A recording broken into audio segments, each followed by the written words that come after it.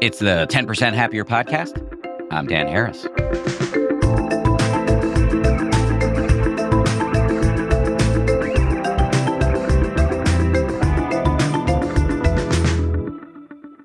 Hello, everybody. How we doing?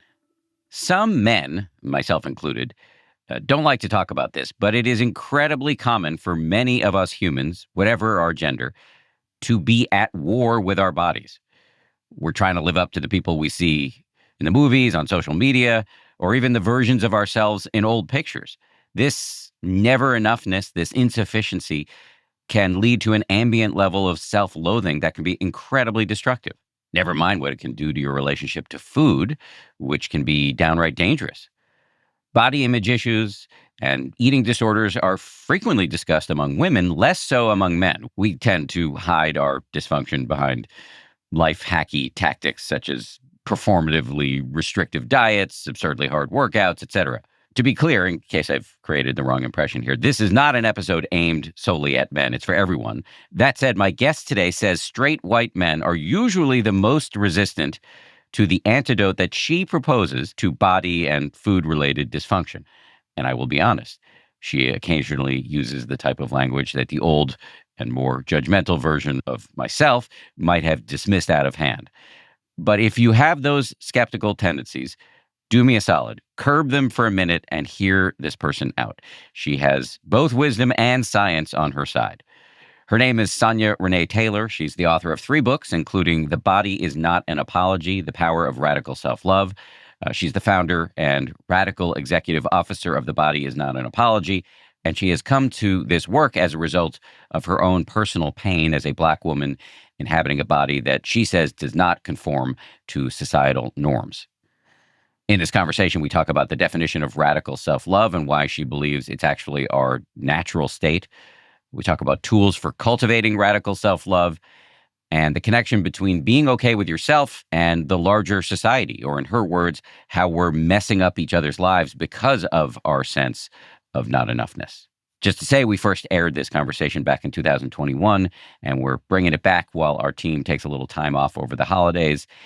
This is a great time to engage with all of these ideas again, both during the holidays and as we move into the new year and get swept up in the whole New Year, New You thing. So we will get started with Sonya Renee Taylor right after this. Sonya Renee Taylor, welcome to the show. Thanks for having me, Dan. I'm really looking forward to this. Let me start with some definitions. What is radical self-love? What is that? Radical self-love is our inherent sense of worthiness, enoughness, divinity. It is the source state in which we arrived. I like to think of it as like the human operating system before anybody starts tinkering with it. Like we came installed with radical self-love. We already were fully connected to our own divinity, fully connected to the divinity of others. Like we thought all humans were amazing. We thought the fact that we had feet were amazing. I say all the time, like you've never seen a self-loathing toddler. You know, there's no toddler who's like, I just can't stand these thighs. Like that's not a thing, right? Toddlers are in love with themselves. They think they're amazing. They think you're fascinating. And that's our original state, that relationship of actual joy and celebration inside of our beings and the beings of others. That's what I see radical self-love as. When you say divinity, what do you mean? I ask that because I'm what I call a respectful agnostic, but I think some percentage of the people in the meditation world come to it because they either don't have feel any connection to traditional religion or they had a bad experience there. So when you say divinity, what do you mean? Is that a specific religion you have in mind? It is not a specific religion that I have in mind. The way that I connect to my own sense of divinity, one is that idea of source, right? Like regardless of whatever your theological or cosmological belief is, there was a starting point. There was a thing in which other things come forth, whatever that is, whether that was the Big Bang, but there is a process through which life gets created. To me, that experience is divine. And so whatever it is, that source that created flowers, that created the ocean, whatever it was that made that same source energy also created a Sonya. which I think is pretty cool. And for me, that speaks to my idea of what is divine. Divine is whatever it is that creates this ecosystem of life, whatever things go into that, such that life keeps wanting to manifest itself, both through me and through the things around me. That's the experience of divinity that I'm talking about. And there are ways, certainly, that that correlates with religious philosophies, but I think it also correlates with things that are not religious at all. So it could be just nature as opposed to sort of a creator god of some sort. Absolutely. Yeah. Whatever works for you. I'm not here to tell people like this is what this means. I'm much more interested in, can we drop into the experience of a thing? Less about like what the labels are that we've attached to it. What is the felt experience of that which is magnificent in the world? That which you find, you know, unfathomable in its beauty in the world. Can we feel that in ourselves? Can I sense my connection to that? That to me is divinity. Well, let's talk about how one does that, because I think a lot of people listening to this would say, oh, radical self-love sounds pretty good. I'll have what she's having, et cetera, et cetera. But how does one even begin to feel this? So I think that feeling it is a process of actually recognizing what we feel instead. Because if radical self-love is our inherent state, right? I use the word radical literally pulling from the dictionary definitions of radical. Inherent, foundational, thoroughgoing and extreme, proposing drastic political and economic change. These are the framework by which I talk about radical self-love. And so in order to understand that, if it is inherent and I'm not feeling it, then the question is, what is in between me and that which is inherent in me? What am I feeling instead? What's the story that's living on top of it? And how do I begin to disengage that story? That is, for me, the way back to radical self-love. It's kind of like an onion. If radical self-love is in the center, there's a whole lot of layers that we've put on top that we actually have to start peeling away so that we can get back to that core bulb where new things grow from. Playing with the onion metaphor here, there may be some crying as you go through the layers. There's a lot of crying. I think it's really important for people to realize I never propose that this is an easy journey.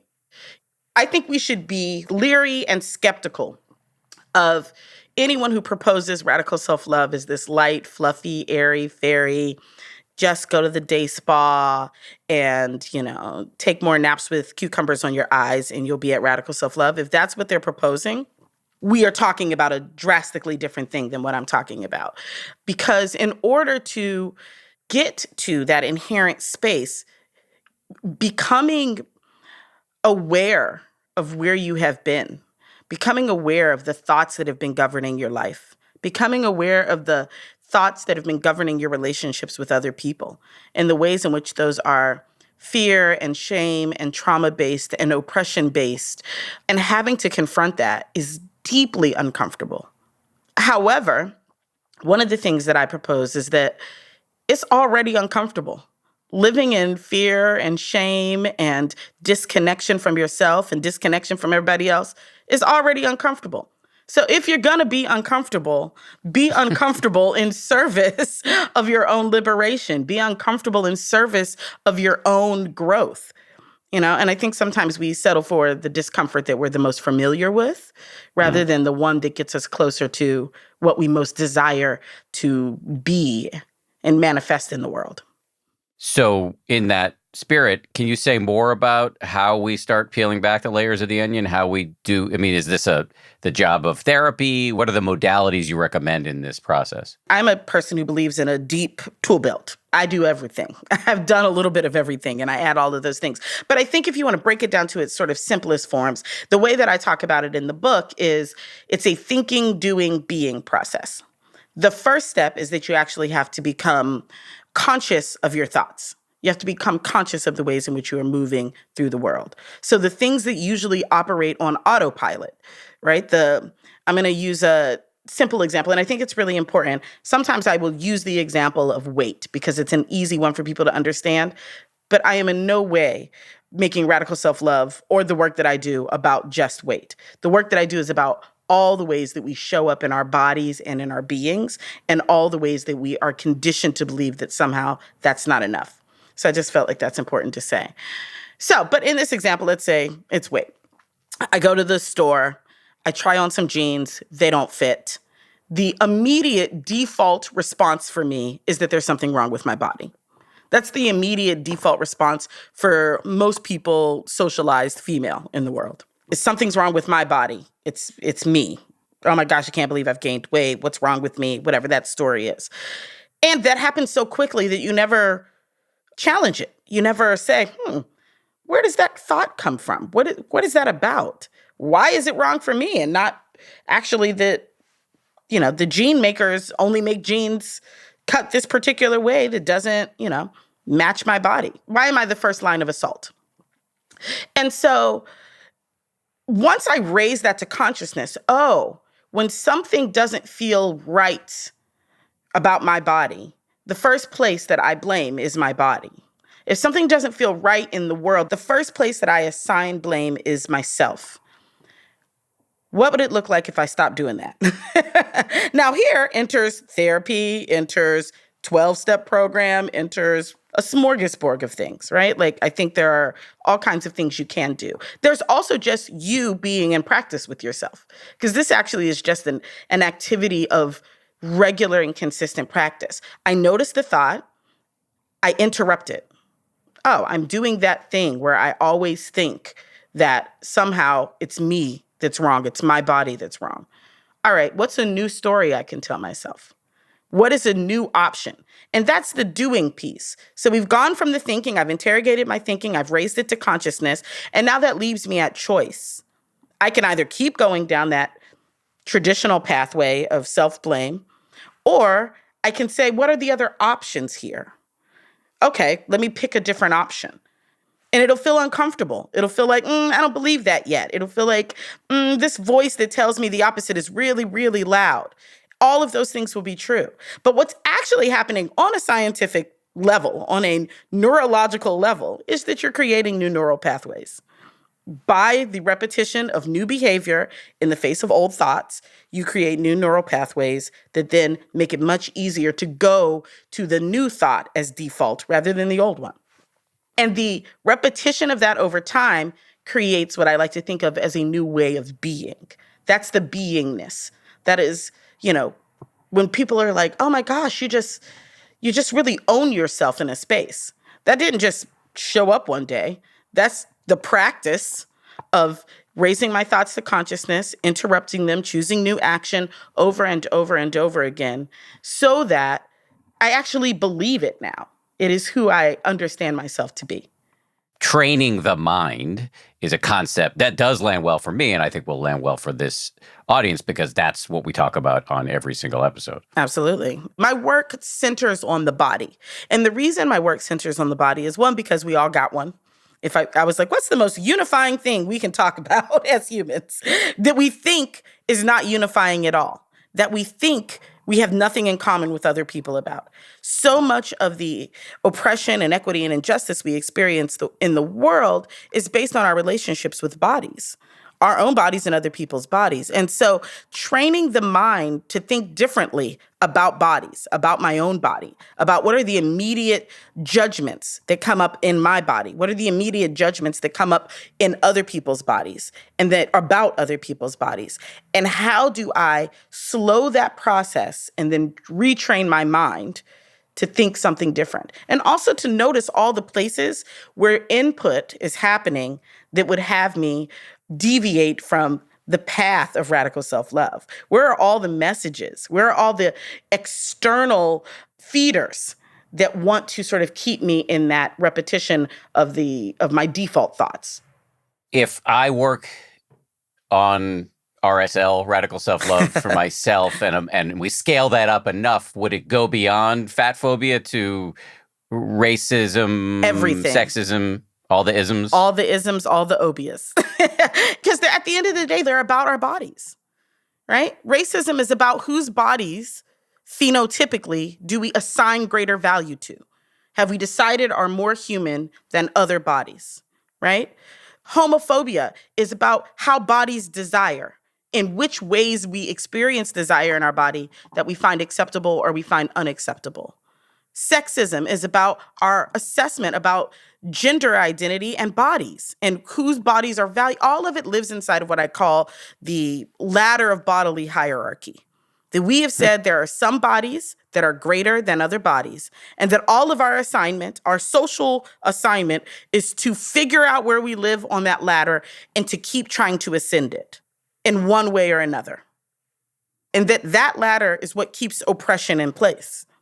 Because I will always have to have someone below me if I am to be understood as valuable in the world, in the current social construct that we live in.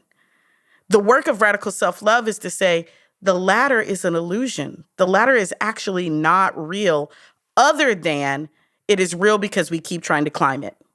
And if I stopped trying to climb that ladder, then what would happen?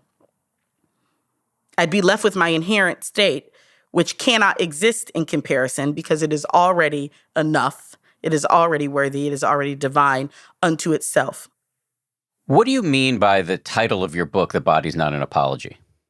That there are a multitude of ways in which we constantly are apologizing for the way we exist in the body.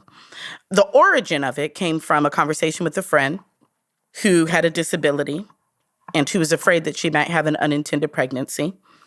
And, I say probably everywhere I go these days that I'm the nosy friend. I will get in your business from a deep place of love. And so in the spirit of that, I asked my friend about why she was having unprotected sex with this casual partner that she wasn't all that into. And my friend really answered me in this deeply vulnerable, deeply honest response. And she said, my disability makes it really difficult for me to be sexual already with like positioning and stuff. And so I just didn't feel entitled to ask this person to use a condom too. And my response, without thinking, it wasn't a conscious response. It was a something from someplace else response was, your body is not an apology. It's not something you offer to someone to say, sorry for my disability. And when I said that, something just resonated, rang in me so true about I was like, oh, this is not for her. I'm the nosy friend, but I'm in my own business right now. Because this was clearly a message for me and a message for the way in which I too have moved through the world, deciding that my big, dark, bald, neurodivergent body was wrong. And so here's the way I'm apologizing. I'm apologizing for my alopecia with these wigs I wear every day. I'm apologizing for my size with this girdle I put on every day. I'm apologizing for my blackness with this tone, this, respectability tone and this sort of mimicking of white speech so that I'm seen as more acceptable in those spaces. There are all kinds of ways in which I'm constantly apologizing for myself, apologizing for this body and the way it shows up in the world. And if we got that there was nothing to apologize for, if we got at a cellular level that this body is not an apology, how would it transform the way I move through the world? How would it have transformed the way my friend showed up for her own safety and well-being in that sexual situation? And so once I said it, I was like, that's a thing. I don't know what it is yet. And I was a poet. At the time, I was making my living as a full-time performance poet. And I was like, I guess it's a poem. I'm going to write this poem. And so I wrote this poem. And it just kept making things. Every time I said it, it made something new. Till eventually it made an entire company and a movement and a series of books and all kinds of stuff. Yeah. I'm curious about you because you shared a little bit of your story there, having felt like you needed to, either consciously or subconsciously, you felt like you needed to apologize for all these physical attributes or psychological attributes. How well can you practice what you preach with radical self-love? That's a great, uncomfortable question, Dan. Thanks. I'm really grateful that these tools came through me. And the book is a set of tools. So the first edition of the book was a set of tools. The last chapter was 10 tools, things you can actually put into practice to help, strengthen the core muscle of your own radical self-love work. And then that moved in the second edition to a separate workbook. I pulled out all of those tools. They're in a separate workbook. And now in the second edition of the book, it is how does radical self-love in these tools apply to the isms and obias? How do we use it to dismantle inequality in the world? What I'm very clear about is that this offering came through me, but y'all, and when I say y'all, I just mean the collective y'all, humans, whoever buys this book, whatever, y'all are the refrigerator, and radical self-love is the refrigerator magnet that sits on my refrigerator so that I remember to look at it. It is so out in the world that it calls me back to it. And I think I came to this earlier this year where I was like, oh, this is, for me, part of my own radical self-love practice is that I have to put a thing out in the world that I then become responsible to doing. And that responsibility is what reaffirms my ability to live into it.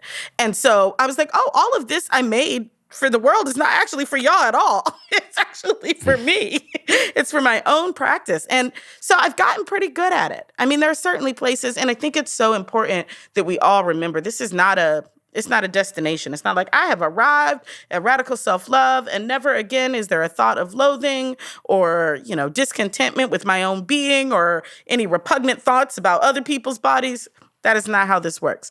Specifically, it doesn't work that way because that's not the world we live in. We are still contending with a world that constantly tells us that we should see ourselves as deficient and see others as deficient.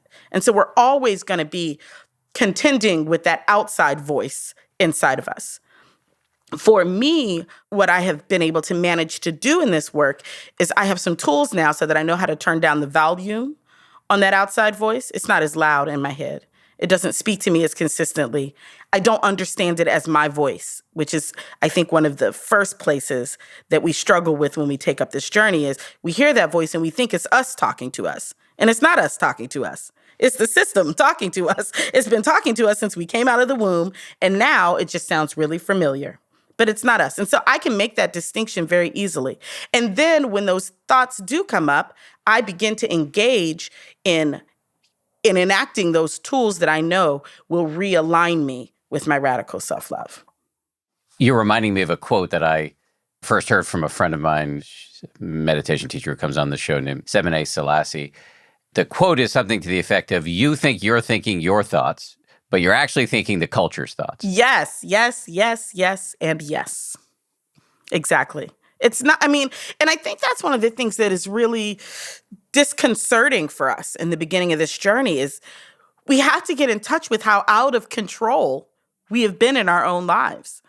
How we think we are controlling things. We think that these thoughts are our own thoughts. And I find it powerfully liberating when I realized that this wasn't actually me. Like, one of the things that I think gets us really stuck, particularly around issues of racism, white supremacist delusion, those sorts of things. And white supremacist delusion is the language that I always use when I talk about what other people call white supremacy, because I think it's important to name that it's not real. So I think that's why I use that language. But one of the things that when I'm talking to white folks who are interested in disengaging from that narrative, one of the places where they get stuck is I can't acknowledge it because if I acknowledge it, then I'm a bad person. And I don't want to be a bad person because bad people lose loved ones, they lose jobs, they get disconnected from life, all of these things. And so I can't look at this part of myself. And if we just got clear that those ideas weren't ours to begin with, we didn't create them, they were given to us. And of course, they swarm and swim in our heads because that's the world that we were birthed into. It becomes so much easier to go on ahead and let it in. What is that thought someone else gave me? Oh, I don't want that thought. Well, let me begin the process of returning that thing I did not want. But we can't ever return the thing we didn't want if we can't acknowledge that we have it in the first place. I think if we could put some space between you didn't create it in you, but you are responsible for the fact that you've been carrying it around uninterrogated. That's your responsibility. And you can interrupt that part. I think that makes the journey so much easier. I have found that to be powerful too.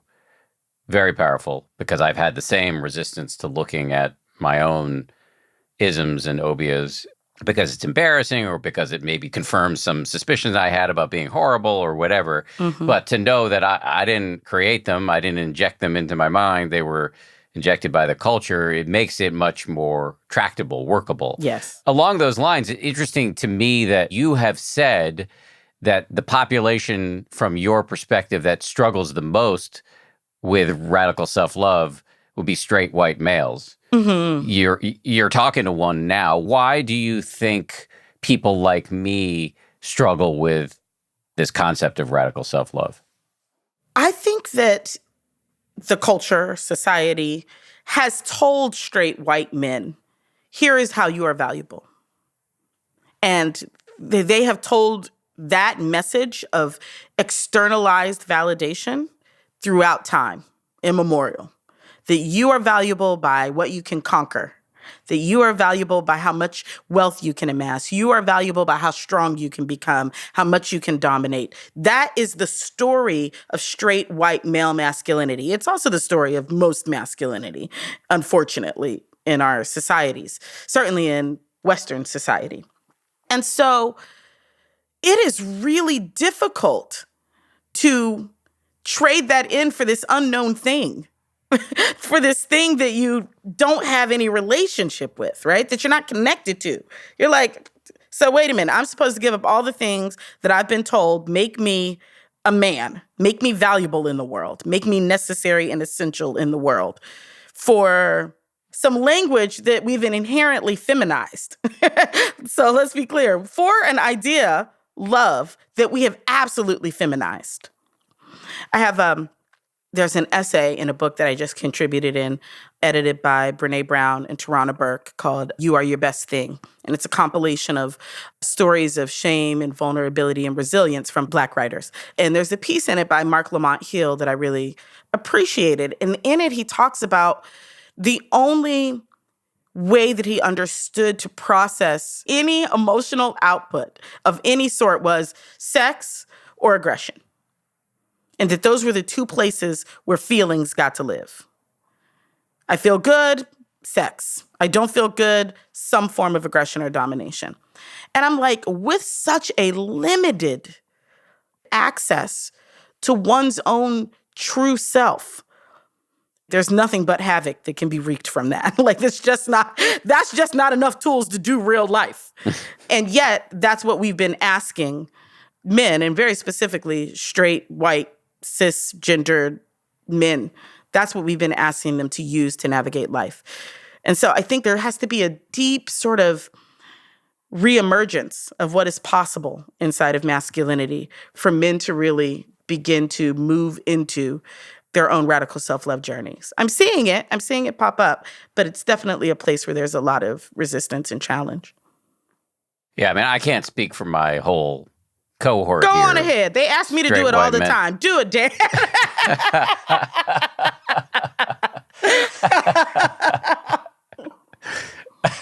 All right, fine. I'm going to speak for all the straight white men. That all sounds really true to me. I don't have any, I'm just basing this on my own lived experience. I don't have any data to back it up. But what you just described feels like it rhymes with what I've lived for nearly 50 years, for sure. I don't have no data either. I'm not a scientist. I'm a radical self-love evangelist. But what I know to be true is I know the world that I live in, and I know the outcomes and impacts of the choices and decisions that have been made, that govern my life. And unfortunately, most of those are governed by straight white men. The societies I live in, the choices and legislation and laws that get passed, all of those created by straight white men. And they tell me all that I need to know about the level of disconnection between radical self-love and the choices that get made in those spaces. And so that's how I know, because I actually have to live with the results of it. We actually all do. So this gets back to the societal aspect of your work, which is, as I understand it, you spoke about this a little bit earlier, but I think it's worth winging back to it, that if you can get everybody interested in radical self-love, including powerful straight white men who've been running big chunks of the planet for big chunks of human history, well, then people who love themselves tend not to be too aggressive and judgmental and hateful toward others. They seem to not kill people as much. They seem to not pillage and rape as much. They seem to not hoard and manipulate as much. Somehow things get really, really better when we're connected to our own self-love. And I say that in this sort of flippant way, but what I really, really am getting at is that we have built a world on domination and aggression. We've built a world on greed and resource hoarding. We know what that world looks like. We are living in the ruins of it, or certainly what I experience as the real-time crumbling of all of those particular structures. I'm curious what it would look like if we decided to build the world on love. I'm curious what it would look like if we decided that love was the central place from which we made decisions on a collective and on an individual basis. I'm willing to bet what little bit I have that we would have a really drastically different planet. And even if I'm wrong, nothing beats a failure but a try. And so I would like to see us effort in that direction and see what comes of it. Much more of my conversation with Sonya Renee Taylor right after this.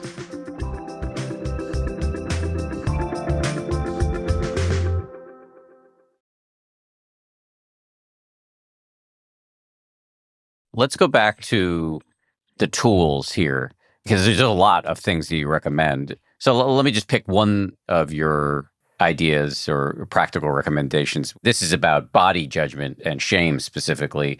And you have these 3 key tenets that you call the 3 pieces. Yeah. PEACES. Yeah. So there are 3 things I think that you have to sort of, again, raise to consciousness and begin to contend with in order to even begin to make some traction in this area. Making peace with not understanding, then making peace with difference, and then making peace with your own body. Making peace with not understanding gives us the spaciousness to contend with difference. Part of the narrative that we all receive is that we're supposed to know things, and that when we don't know things, it's one of those places where we personalize that not knowing as some individual failing. And what that does is it forces us to make up stories that aren't true just for the sake of saying we know things. And whether or not that story is you're wrong. In the case of homosexuality, right? The issue is I don't understand how you desire in a way that is different than how I desire. And so the story that I create to make peace with not understanding in that sense is that you're wrong, is that you're an anomaly, an aberrant anomaly in the world, and consequently should be judged, and somehow are a threat to me. And that's how I understand this. As opposed to saying, I don't understand that particular way of desire. It's not real for me. It's not true for me. And I don't have to understand it. There's no need for me to understand it. It's not mine. Okay, so if I don't understand it and I don't need to understand it, then I can just allow it to be an expression of human variance. I can allow it to be an expression of the multitude of ways in which we are all different. We exist in a society that says sameness is better. Even the idea of assimilation is the idea that your difference needs to leave and your sameness needs to stay. And there's a part of that that is, evolutionary. There's a part of that that comes from the fact that we needed to recognize in groups and out groups and which tribe was ours and which wasn't, and whether or not that would mean, less resource for us or a warring faction we would have to deal with. All of those things are real historically, and they're not evolutionarily needed in the same way that they were when we were hunter-gatherers living in caves. And so what does it look like to intentionally evolve from a thinking that doesn't serve us in the same way? And so when we make peace with not understanding, it creates the space to make peace with difference, to not see difference as threat, to not see difference as avenue for scarcity, and instead to see difference as part of the natural kaleidoscope of our ecosystem, the natural variations of the world that we have. And We are down for that in the natural world. And then somehow when it comes to humans, we're like, nope, those things have to go. And so I think there's an opportunity for us to disengage that thinking, to interrogate that thinking and shift that. Because once we do that, then we have the ability to be at peace with our own difference. And that difference is our bodies. Because so much of our shame and judgment about our bodies is my body is different than what the world says is normal, right? My body is different than what society says is a good body, is a body higher up on that ladder of bodily hierarchy. If we can go on ahead and accept difference, then we can recognize and accept and embrace the difference that lives inside of us. I want people to read the book, so I don't want to have you give away all the tools. But can you just pick out a few that you think are particularly resonant that might be helpful for listeners? Absolutely. So tool number 3 is reframe your framework. And I think this is such an important tool because part of what happens when we are in this radical self-love journey, or at least before we begin it, is that we're in this story of how our body is the enemy. Our body is messing up. And there are small ways in which we do that, and then there are large ways in which we do that. And so what happens when we stop seeing our body as the enemy and start seeing our body as operating in solidarity with us? How does it shift the way that we move and relate to our bodies? I find that this tool is really helpful in conversations about gender identity and for trans folks as well who experience body dysmorphia and body dysphoria. And again, it's not so much a like, this is what it is, but instead is what happens when I try on a new thought process? Right? It's not about whether or not I believe it. It's not about whether or not it's true. It's, does my perspective change or shift when I try on a new thought process? And if the new thought process is my body is not my enemy, my body is working in solidarity with me, then what decisions do me and my body make together in service of our most authentic existence, in service of our highest good? That's very interesting and worth dwelling on for a second. You know, when I hear you talk about that, it reminds me of, I don't know if you've heard of this person, but there's a person who's had a huge impact on me. Her name is Evelyn Triboulet, and she's one of the progenitors of something called intuitive eating. Yes. And so she came on the show, and then I, for the last couple of years, worked with her personally. And I was one of these, typical guys who was kind of like a biohacker and counting your macros and whatever, I don't know, counting your calories and all that other whatever, working out a lot and maybe playing with crazy things you cut out of your diet and all that. But it took me talking to her until I realized that was a pretty hostile attitude. I'm not saying you shouldn't take care of your body. I think you should. But when I talked to her, I realized that there's a lot of aggression that was self-directed there.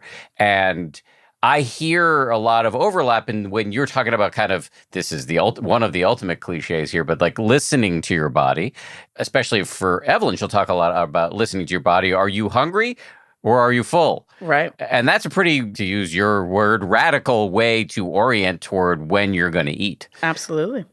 Absolutely. So anyway, I throw that out there to see if that lands for you. So, I mean, I do know Evelyn and am familiar with Evelyn's work. And, radical self-love aligns so much with things like intuitive eating, with things like health at every size. And, I feel really grateful that the eating disorder community is one of the communities that early on latched onto this work and saw it as like, oh, this applies to what we do. And because, again, part of those dynamics in those situations are, I'm at war with my body. I must control my body. Right? My body is a thing for me to manipulate, to strategize against, to figure out how to fix, as opposed to I'm in relationship with my body and we want our well-being. We're on the same team. We both want to stay here as long as possible and as much wellness as possible. How do we create that together? And again, that's just such a different paradigm than the world that treats the body as this machine that we are basically man the controls of and beat around and, get to do our bidding. And I think that it's just a really harsh, just like you said, an aggressive way to be with oneself. And it creates an experience of consistent disharmony. We are always fighting our bodies. And I don't want to fight every day. I'm tired. I want sweetness, I want tenderness, I want some love. And how can I be the purveyor of that inside of myself? Again, how do I create in me that which I'd like to see externally? I create that by starting with the relationship that I have the closest to me, which is my body. Much more of my conversation with Sonya Renee Taylor right after this.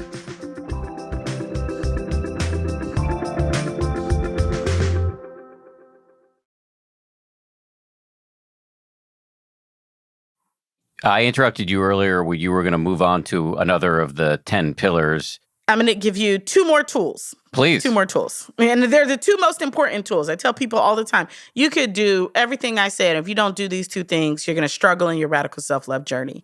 Tool number 9 is be in community. My work's dances between the world of personal development, which I find to be a world that misses the opportunity to shift and change the external world. It's like, hey, fix yourself. And then forget about all the other things that happen out in the world. And the social justice world. It's like, fix all the problems in the world. But forget that you are part of the world and they got there because of the ways in which you move and think and behave in the world. My work is about how do we bridge those things, which means that we have to do away with individualism, with the notion that individualism is a valuable way of being. I disagree. Interdependence is a valuable and sustainable way of being. And the truth is, interdependence is the only way of being. And individualism is the illusion we've been selling each other because it's a great external way to validate ourselves. But it isn't true. The truth is there is nothing that you actually have that did not require other humans' help to get there. That's just true. And so being in community is how we make this work sustainable. You can do all the things all day long, and you are still up against an entire societal, cultural, political, and economic machine that has a deep investment in all of those areas, and you continuing to exist inside of the paradigm of not enoughness. It really is a very lucrative place for you to exist inside of these systems. And so the idea that you can do this all alone is just silly. It's just not possible. And you'll find yourself back in the same loops again and again. But inside community, not only do we have reinforcement for the shifts that we're making and the changes that we're making, but we also then have the people power to express those shifts and changes on the structural and systemic level. So it's necessary. In the book, I talk about it sort of as I use the example of the epidemiological triad, which made me really excited. I was like, oh, look at me using science. And so the epidemiological triad talks about the ways in which, pathogens pass in the world. And they require a host, they require the pathogen, and they require a mode of transmission. Media and how we engage is the mode of transmission. We are the hosts. And the pathogen is shame, is disconnection, is the belief in our not enoughness. And you only have to break one of those things in order to stop that pathogen from spreading. If we stop being the host, which means if we stop containing it in isolation, if we stop saying that it's just me, and I'm going to work and fix this all by myself, which actually just makes you a seal-tight container for the pathogen to continue to grow and spread, right? That is actually keeping it intact. But like most diseases, when you expose it for any prolonged period of time, it dies. And so there's a way in which when we expose our own journey of radical self-love in community, we begin to interrupt the contagious nature of body shame. And we start spreading the contagious nature of radical self-love because all of it's contagious. We're always spreading something. The question is, what do we want to spread? And in community, we can be spreading something different. third tool that you were going to recommend to us Yes. before I let you return to your day in New Zealand, because I know it's just beginning. It is. The final tool, the most important tool. You could do everything. If you don't do this, you're going to struggle in your radical self-love journey, is tool number 10, give yourself some grace. The truth of the matter is that this is not an easy journey. This is not easy work. This is difficult work. It's confronting work. It's uncomfortable work. And you will absolutely find yourself back in your old loops, in your old stories. And one of the things that I think, because we are so indoctrinated, again, inside of this idea of like getting it right, is that when we find ourselves back in our old loops, then we're like, see, I failed, right? And then we have what one of my workshop participants called meta shame. Now I have shame for having shame, right? That's exhausting. That's a lot of shame. It's a turducken of shame. And I think what we can offer ourselves is the grace of imperfection on the journey. You know, I tell people all the time, I run an entire organization. I've written 3 books, all related to, only about, focused my whole life on radical self-love. And there are days when I do not feel like I like myself, when I don't like this body, when I'm over it. And my work on those days is to love the Sonya that doesn't feel like she loves her body until she loves her body again. I love you, Sonya, who feels not enough. I love you, Sonya, who feels like you're failing. I love you, Sonya, who can't fit into this shirt you used to be able to fit into. I love you. And the more that I practice loving that Sonya, that imperfect, on her journey Sonya, the more capacity I have to return to that space of love. I invite that for all of us on this journey. It's the only thing that makes it sustainable. Let me go back into sort of my role unasked for of spokesman for all straight white males. But so I can hear 2 skeptical arguments emerging from my straight white male reptile brain. One is, and I'll let you attack either or both. One is, oh, this whole I love you, fill in the blank thing is forced, overly earnest, too treacly. I don't want to do it. The other is, if I feel like I'm enough, if I love myself, if I get over my insufficiency, I will be utterly ineffective and I won't be ambitious. Exactly. Yes. Exactly. I know both of those I'm quite familiar with. The first thing that we have to do is just acknowledge where there's resistance and get curious about the resistance. Because the first scenario is just resistance. It's saccharine. It's too sweet. I don't want to love myself. What does that even sound like, right? Like if you let yourself just sit with the reflection of, I want to love myself. Let yourself be with that, right? Because I think if we sit with that long enough, we start to be like, oh, there's something underneath that. There's a fear underneath it. There's a fear that I'm going to lose something. There's a fear that, again, that the external things that I have gained by not being in that relationship will be lost, right? I'm going to lose something. And let yourself be with that, right? Like, because the truth of the matter is, and this is, again, one of the uncomfortable realities of radical self-love is you will lose something. In a world that has rewarded you for being disconnected from yourself, disconnected from others, and plugged into dominance and aggression as the way in which to assign your own value, divesting from that will cost you. And I am never going to pretend like it will not. It absolutely will cost you. And it's the reason why people cling to it. And what I want to invite in that space is choosing you. That's what I really want to invite, is what would it look like to choose me? Because some of us have only ever had that option. And I think that's an important thing to remember, is there's only so much cashing in on what the system says is appropriate or validatable that I can use. It expires at my fatness. It expires at my blackness. It expires at my woman.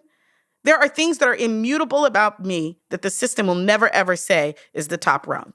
And so I have had to figure out either to live in self-loathing about those things or to recognize the system as a liar that is stealing something from me, that is stealing my wholeness, my connection to other humans, and my connection to myself. And I invite people, particularly the folks who are at the top of that rung, the people who get rewarded the most for for being the most disconnected from this to take back your humanity, because that's actually the thing that the latter asks you to exchange. Can you be less fully human with yourself and with others in exchange for all of these external prizes? And I believe that if we really let ourselves into ourselves, we want our humanity back. I can see it. I see it every single day, that there are ways in which we all want the fullness of our humanity back. And I believe that radical self-love offers us that. That's question number one. Question number two. If the only thing that is making you ambitious is the idea that you are not enough, if what you have attained requires you to be less fully connected to yourself, I would offer that it's on its way to crumbling anyway. It is not sustainable. It is not sustainable because they are not asking you to pull from an inexhaustible resource. They are asking you to pull from an exhaustible resource that has limited amounts of energy, time, and actual physical existence. And so, if your ambition is only driven by an engine that is soon to burn out, it's going to burn out anyway, love. I assure you that radical self-love makes you alive. It makes you alive to your purpose. It makes you alive to the things that bring you joy and excitement and enthusiasm. I am more ambitious than I've ever been in my entire life, and it's because I wake up and I talk about what I love. It's because I wake up and I'm clear that I am in alignment with what it is that I was put on this earth to do. There is no greater engine than that. I assure you, you will be more ambitious than you ever knew you were with radical self-love as the motor, rather than all of these external trinkets that the world is going to offer you. And don't believe me, try it, and then let me know how it turns out. Well, speaking as somebody who's tried it to a limited but non-trivial extent, on the first question of is it it can feel forced or overly earnest. I mean, I guess for me, the two things that have helped get over that, one is seeing that there's sexism in the resistance. Mm-hmm. And that sexism isn't my fault, Yeah. just part of the conditioning. And the other is, yes, it is forced. But what would an alien think if an alien landed on this planet and went to a gym? Why are people systematically picking up and lifting and putting down heavy things or running in place for 45 minutes? It's forced. That's forced too. Mm-hmm. And so that's what we're trying to reprogram our inner dialogue. Yeah, it's going to take some work. It's going to take some exercise. That's what this is. Exactly. That's why I say you don't have to believe it. You just have to practice it. And the repetition of practicing makes it possible. It's the being part. All you have to do is think and do again and again and again. And eventually, that which you thought wasn't becomes. Sonya, can you just tell everybody the names of your books and where you are on the internet and where we can learn more about you generally? Absolutely. So the books are The Body is Not an Apology, The Power of Radical Self-Love, and Your Body is Not an Apology workbook. Both of those are available any place books are sold. I also have a children's book called The Celebrate Your Body and Its Changes Too, The Ultimate Guide to Puberty for Girls. And that's also available any place books are sold. And you can catch my newest essay out in the anthology, You Are Your Best Thing. So that's places, all the book things right now. And that's actually not true. And there's the International Handbook of Fat Studies, which is an academic handbook co-edited by myself and Kat Pazé. And that's also available any place books are sold. You can find me on the internets at Instagram.com. I am Sonya Renee Taylor. I post things there, but I no longer do engagement on Instagram. So you can have a sort of, it's like my Pinterest. I treat Instagram like Pinterest. But if you want to be in dialogue with me, in community with me, I invite you to come over to my Patreon community. It's also Sonya Renee Taylor. I post videos. I do a series called What's Up, Y'all, where I'm just musing about the experiences that I see in the world about inequity, injustice, how we move forward with this radical self-love journey of ours. And I communicate and talk back and all that good stuff. So that's Sonya Renee Taylor at Patreon. And then you can learn more about my work at SonyaReneeTaylor.com. You can learn more about The Body Is Not an Apology and the work that we've been doing for a decade now at TheBodyIsNotAnApology.com. All the things. Great. That was a succinct listing of all the things. Did I miss anything? No, I don't think so. Thank you so much. I feel like you were very thorough and you gave me just enough skepticisms to to contend with. So to do some resistance training. So yeah, no, thank you so much. It's interesting. I feel like you are on your journey and I'm curious, and it would continue to be curious about sort of where are the things that come up as you continue to move further along. Because I always want to acknowledge that the people highest up on the rung, there's a lot to shift. It can feel like you're falling from a very high height. And so I applaud the folks who, are the most comfortable in their position, still choosing to take this journey because at the end of the day, there's still something in them that is like, this can't be it. And, I'm glad that you're on that journey. I have not experienced it as a falling, though. That's wonderful and important to note. Because I think that what keeps people from doing it is that they're afraid that it will be the experience of falling. But if what you're experiencing is, no, I just have a deeper, richer connection to myself. My life actually is joyful and easy. Those are the stories we actually need to hear. That like I divested from some of these things and it's actually turned out great is the story that needs to be out in the world. I think it's the thing that invites more people to take the journey. I just, I feel like not kicking my own butt as much has that makes my inner life better.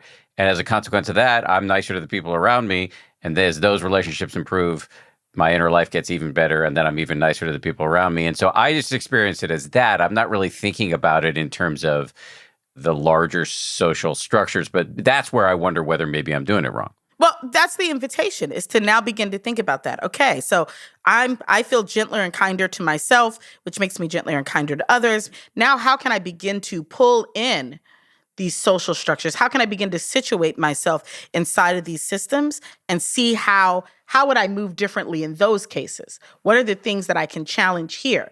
Those are the because you're right. If it feels too nice and fluffy, you probably haven't challenged the system yet.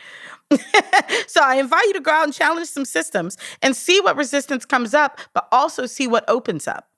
Because there's always a give and a take. Like I said, there will be something that's uncomfortable, but there will also be something that's really beautiful that comes. And I think getting into that field, playing in that arena is powerful. Because actually, the things that most need to move, it's your body and the bodies like yours that are going to be the most effective in the long term in getting them moved. Yeah, and to be clear, we do a lot of stuff on the show and also behind the scenes at my company around the larger social stuff. And we've done a lot of work on the show around sexism and racism, body image. And yes, that is deeply uncomfortable. But to me, I experience it as it would be way more uncomfortable if I didn't have the self-acceptance, self-compassion, self-love aspect in it, where I can see that the ugliest aspects of my own mind aren't my fault, perhaps. They're my responsibility, but they're not my fault. Exactly. And so it just lowers the shame quotient. So again, I don't experience any of this, even though I am looking at it from a systems level to the best of my ability. I still don't experience it as a loss or a threat. It's scary and it's challenging in some ways, but I still don't feel like I'm losing something as a consequence. That's perfect. Then to me, that speaks to the difference between what the illusion is for the people who haven't taken the journey and the reality once you're in it. And so that's what we need to keep hearing, is that actually when you do this, it's all a net gain. It's all a net gain. It's an absolute pleasure to talk to you. I think what you're doing is fantastic. And thank you for coming on. Thanks, Dan. I appreciate you having me.